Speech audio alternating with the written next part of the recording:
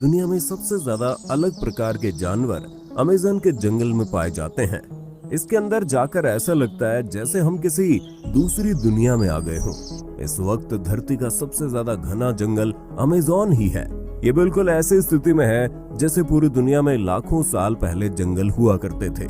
कई लोगों का ये भी मानना है कि अमेज़न के जंगलों की गहराई में आज भी डायनासोर जैसे जीव जिंदा हो सकते हैं। जितना बड़ा और घना अमेज़न का जंगल है वो उतना ही ज्यादा रहस्यमय भी है। आज तक लोगों को ये नहीं पता कि ये जंगल बना कैसे, क्योंकि ये दुनिया के किसी भी जंगल से बहुत ज्यादा अलग है। लेकिन माना जाता है कि इससे बाहर से आए किसी ने बनाया। आज हम आपको कुछ बताएंगे इनके बारे में, तो बने रहिए वीडियो के एंड तक। दोस्तों, अमेज़न जंगल का नाम सुन के आपके दिमाग में सबसे पहले सांप आते होंगे, क्योंकि यहाँ पर सांप की सबसे ज्यादा प्रजातियां मिलती है, जैसे कि एनाकोंडा, पाइथन, कोबरा और कई अलग अलग सांप। साथ ही यहाँ के एनाकोंडा बाकी देशों के एनाकोंडा से ज्यादा बड़े होते हैं। कुछ का मानना है कि अमेज़न के जंगल में प्राचीन वक्त के सांप भी मौजूद हैं, क्योंकि इसका क्लाइमेट और नेचर बिल्कुल वैसा है जैसे लाखों साल पहले धरती का था, और वैसे सपनों को देखे जाने की बात भी होती रहती है। इस जंगल में बुलेट एंट और साथ ही और भी कई अनोखे जानवर हैं जो कि बस अमेज़न में ही मिलते हैं। अमेज़न में कई जानवरों पर रिसर्च की गई है, पर फिर भी आज तक अमेज़न के आधे से भी कम हिस्से को ही हम देख पाए हैं। अमेज़न का 75% हिस्सा ऐसा है जहां आज तक इंसान पहुंच नहीं पाए, क्योंकि ये बहुत ही ज्यादा घना है और इतने अंदर तक टेक्नोलॉजिकल सामानों को लेकर जाना नामुमकिन है। साथ ही जैसे कि हमने कहा, इसका क्लाइमेट लाखों साल पहले की पृथ्वी जैसा है, तो वैज्ञानिक इसके साथ छेड़छाड़ करके इसे बर्बाद नहीं करना चाहते। अमेज़न में कई आदिवासियों की ट्राइब भी रहती है, और अमेज़न के घने जंगलों में और भी कई ऐसी जनजातियां होती होंगी जिनके बारे में हमें कुछ भी नहीं पता। और अगर टेक्नोलॉजिकल डेवलपमेंट की वजह से अमेज़न जंगल नष्ट हो गया तो दुनिया से कई सारे जीव विलुप्त हो जाएंगे। दोस्तों, आए दिन अमेज़न के बारे में नई और अनोखी बातें पता चलती रहती हैं। यहाँ अक्सर कई एक्सपेरिमेंट्स और रिसर्च चलते रहते हैं। लीड्स यूनिवर्सिटी ने साल 2017 में एक रिसर्च की थी। इसमें पाया गया कि अमेज़न बेसिन जितना कार्बन ग्रहण करता है उतना कहीं नहीं करता, जिसके चलते यहाँ पर कार्बन एम्बिशन बहुत कम है। इसीलिए यहाँ का वातावरण इतना अच्छा है। अगर यहाँ पर टेक्नोलॉजिकल डेवलपमेंट बढ़ गई तो यहाँ पर बहुत ज्यादा कार्बन रिलीज होगा और नेचर के लिए खतरा होगा। वैज्ञानिक कार्लोस नोबर अपने रिसर्च में कहते हैं कि जिस तरीके से अमेज़न के जंगलों को काटा जा रहा है वो दुनिया के सबसे बड़े जंगल से सबसे बड़े सावन क्षेत्र में बदल सकता है। बता दे, सावन क्षेत्र में छोटे छोटे पौधों के साथ घास का जंगल होता है। इससे क्षेत्र की इकोलॉजी भी बदल सकती है। अमेज़न के जंगल 9 देशों से होकर गुजरते हैं। इन जंगलों का करीब 60% ब्राजील, 13% पेरू, 10% कोलंबिया और बाकी का हिस्सा Ecuador, Guana, Venezuela, Bolivia, Suriname और फ्रेंच गुयाना से होकर गुजरता है। बता दे कि पृथ्वी पर जितने जीव हैं उसके 1/3 को एक साथ आप अमेज़न के जंगल में देख सकते हैं। यहाँ 390 अरब पेड़ हैं, जिसमें 16,000 से ज्यादा उनकी प्रजातियां हैं। इतना ही नहीं, यहाँ 400 से ज्यादा आदिवासी जनजातियां भी रहती हैं। इन जनजातियों का बाहरी दुनिया से किसी भी तरह का संबंध नहीं है। दोस्तों, अमेज़न के जंगलों के कीड़ों की काफी चर्चा होती है। माना जाता है कि यहाँ इतने हजार तरह के कीड़े और जंतु मिलते हैं कि उनमें से कुछ ही फीसदी के बारे में अब तक वैज्ञानिकों को पता चला है। यहाँ की बुलेट चींटियां भी बड़ी खतरनाक होती हैं। देखने में छोटी होने वाली इन चींटियों के डंक को जहर की तरह खतरनाक माना जाता है। कहा जाता है इनके काटने पर गोली लगने जितना दर्द होता है। चींटियों के बाद यहाँ की मकड़ियों की चर्चा होती है। यहाँ 3000 से ज्यादा मकड़ियों की प्रजातियां पाई जाती है, जिनमें ज्यादातर जहरीली होती हैं। टैरेंटुला मकड़ी को सबसे खतरनाक माना जाता है। इसके बाल भी इतने खतरनाक होते हैं कि आपकी आंखों में पड़ गए तो शीशे की तरफ उसे फोड़ देंगे। अब इतने कमाल के जानवर बस यहीं रहते हैं, तो इस जगह के बारे में कुछ खास बात तो होगी ही। देखा जाए तो कुछ नहीं, बल्कि बहुत खास बात यह है कि अमेज़न जंगल किस तरीके से बना है। ये जान के आप चौंक जाओगे, क्योंकि आप कह सकते हो कि अमेज़न जंगल जिस तरीके से बना है उसने आधी पृथ्वी को तबाह कर दिया है। दरअसल हाल ही के कुछ स्टडीज में पता चला है कि डायनासोर को मारने वाला एस्टेरॉयड एक नए नियो ट्रॉपिकल जंगल के निर्माण के लिए जिम्मेदार है। ट्रॉपिकल जंगलों का निर्माण एक एस्टेरॉयड के कारण हुआ जो लगभग 66 मिलियन वर्ष पहले पृथ्वी से टकराया था।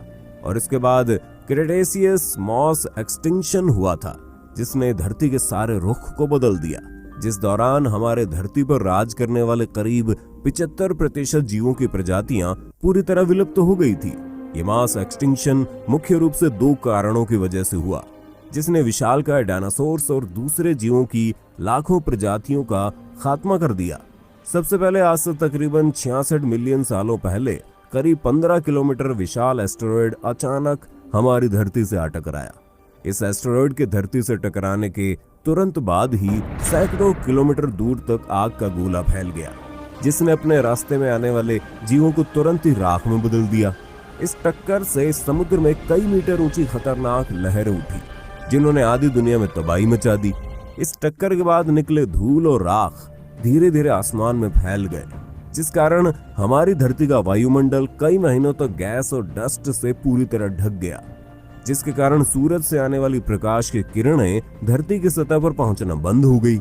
इसी वजह से हमारी धरती का तापमान कई डिग्री सेल्सियस तक गिर गया। अचानक आए इस महाविनाश की वजह से जीव जंतुओं और पौधों की कई प्रजातियां तुरंत नष्ट हो गई। कुछ महीनों बाद धीरे धीरे पृथ्वी के वायुमंडल से गैस और डस्ट साफ हुआ और प्रकाश की किरणें धरती तक पहुंचने लगी। लेकिन उसके बाद ग्रीन हाउस गैसेस जो कि पृथ्वी के वायुमंडल में पहुंच गई थी, उन्होंने पृथ्वी को अचानक बहुत गर्म करना शुरू किया। तापमान में आए इस भयानक उतार चढ़ाव ने उस समय धरती पर मौजूद करीब 75% जीवों और पौधों की प्रजातियों को नष्ट कर दिया। वहीं कुछ वैज्ञानिकों का मानना है कि इस मास एक्सटिंक्शन में रही सही कसर उस समय के डेक्कन ट्रैप्स यानी कि आज के दक्षिण भारत में हुए विशालकाय वोल्केनिक इरप्शन ने पूरी कर दी। ये वोल्केनिक इरप्शन बेहद ही खतरनाक थे जिनसे भारी मात्रा में कार्बन डाइऑक्साइड और खतरनाक ग्रीन हाउस गैस निकली जिन्होंने बचे हुए जीवों को खत्म कर दिया। पर इसी मास एक्सटिंक्शन के बाद मैमल्स और दूसरे जीवों की प्रजातियां अस्तित्व में आई जिन्होंने कई लाखों सालों के इवोल्यूशन के बाद जाकर हम इंसानों का रूप लिया जो कि अभी इस वीडियो को देख रहे हैं। और ये उल्कापिंड हमारे जीवन के लिए बहुत ही ज्यादा महत्वपूर्ण था। अगर ये उल्कापिंड नहीं टकराए होते तो आज हम जिंदा नहीं होते।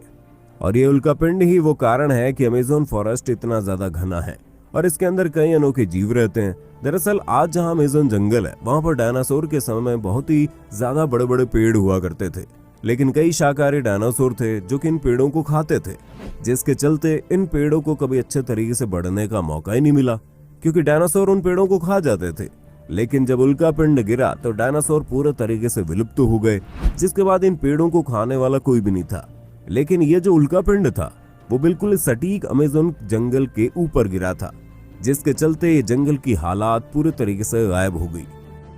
यहाँ कोई भी जीवन नहीं बचा और साथ ही ये जगह पूरी रेडिएशन से भर गई। ये उल्कापिंड की गर्मी इतनी ज्यादा थी कि उसने हर एक पेड़ पौधों को जला दिया। माना जाता है उसने जमीन पर बहुत ही बड़ा गड्ढा बना दिया था। लेकिन समय के साथ साथ धीरे धीरे वहाँ की स्थिति शांत हुई और वहाँ पर जीवन फिर से पनपने लगा। इस बार उन पेड़ पौधों को उगने से रोकने के लिए कोई भी डायनासोर जैसे जीव नहीं था, जिसके चलते पेड़ पौधे बहुत ही ज्यादा तेजी से बढ़ गए। और आप कह सकते हैं कि जिस रेडिएशन ने इस जगह को तबाह किया उसने इन पेड़ों को उगने में और ज्यादा मदद की। अमेज़न रेन फॉरेस्ट की जमीन सबसे ज्यादा फर्टिलाइज्ड जमीन मानी जाती है। जो उल्कापिंड धरती पर गिरा था वो करीब 12 किलोमीटर बड़ा होगा। और देखा जाए तो अब के समय में real main Amazon rain forest 12 kilometre area में फैला हुआ है और ये जंगल अपने आसपास के जंगल में काफी ज्यादा अलग दिखता है। अगर आप ऊपर से देखो तो आप क्लियरली बाकी जंगल और अमेज़न रेन फॉरेस्ट के बीच का अंतर देख सकते हो। अमेज़न रेन फॉरेस्ट के अंदर कई ऐसी खास वनस्पतियां और खास तरीके के पेड़ हैं जो कि पूरी दुनिया में और कहीं नहीं मिलते। और अमेज़न रेन फॉरेस्ट के बहुत ही ज्यादा गहराई में क्या है ये कोई नहीं जानता, क्योंकि किसी ने इसे पूरी तरीके से देखा ही नहीं है। हो सकता है उल्कापिंड की वजह से इसके अंदर पूरी एक अलग दुनिया बन गई हो। यहाँ पर पेड़ बाकी किसी भी जंगल से बहुत ज्यादा घने हैं और ये भी कहीं ना कहीं उस उल्कापिंड से जुड़े हैं। आपको ये बात शायद पता होगी, जब भी वोल्केनो फूटता है तो उसके आसपास की सारी जगह लावा की वजह से तबाह हो जाती है, लेकिन उसके कुछ सालों बाद वही लावा नए जीवन की शुरुआत करता है। ये कुदरत का नियम है और हमेशा अंत के बाद आरंभ होता है। क्रेटेशियस मास एक्सटिंक्शन से पहले भी 4 मास एक्सटिंक्शन हुए थे। ये एक्सटिंक्शन थे Ordovician mass extinction, Devonian mass extinction, Permian mass extinction और टेरेसिक जुरासिक मास एक्सटिंक्शन, और फिर हुआ था क्रिटेशियस मास एक्सटिंक्शन। और इन सब एक्सटिंक्शन की वजह से धरती का एक जीवन पूरे तरीके से नष्ट हो गया और दूसरे जीवन को पनपना पड़ा। बिल्कुल वैसे एक वक्त आएगा जब इस धरती से हम सारे इंसानों का नाश हो जाएगा और फिर कोई दूसरा जीवन आएगा और वो होगा सिक्स्थ मास एक्सटिंक्शन। और देखा जाए तो हम इंसान बहुत ही ज्यादा तेजी से एक्सटिंक्शन की तरफ बढ़ रहे हैं। जैसे कि जिस जंगल की हमने बात की यानी अमेज़न जंगल, इसे बहुत जल्दी से काटा जा रहा है और साथ ही आजकल फॉरेस्ट फायर भी बहुत जल्द हो रही है। नेक्स्ट मास एक्सटिंक्शन कभी भी हो सकता है और ऐसा भी हो सकता है कि ऑलरेडी शुरू हो गया हो। वैसे ही एक बोनस फैक्ट है कि एक ऐसा जीव है जिसने सारे मास एक्सटिंक्शन को सरवाइव किया है। उस जीव का नाम है ट्रेडिग्राडिस। तो बस यही तो आज का वीडियो था। अगर आपको ये इन्फॉर्मेटिव वीडियो पसंद आए तो वीडियो को लाइक कर देना। ऐसे ही अनोखे वीडियोस देखते रहना चाहते हो तो चैनल को सब्सक्राइब भी कर देना।